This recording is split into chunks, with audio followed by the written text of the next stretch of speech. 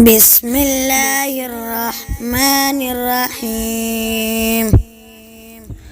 والفجر وليال عشر والشفع والوتر والليل إذا يسر هل في ذلك قسم لذي هجر ألم تر كيف فعل ربك بعاد إرم ذات العماد التي لم يخلق مثلها في البلاد وثمود الذين جابوا الصخر بالواد وفرعون ذي الأوتاد الذين طغوا في البلاد فأكثروا فيها الفساد فصب عليهم ربك سوط عذاب إن ربك لبالمرصاد فأما الإنسان إذا ما ابتلاه ربه فأكرمه ونعمه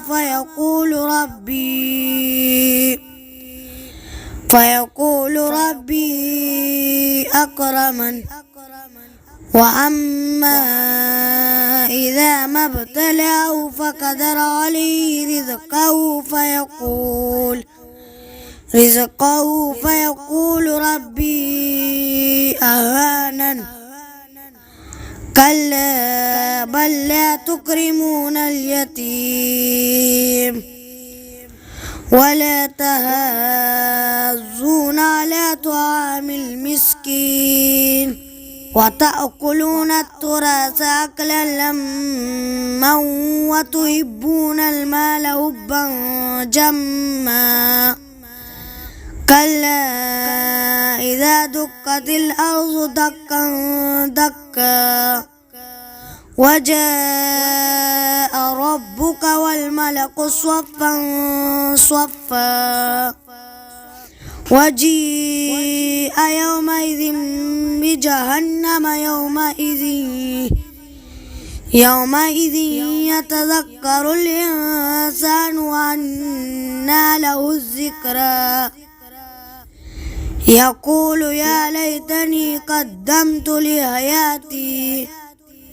فيومئذ لا يعذب عذابه أحد ولا يوثق وثاقه أحد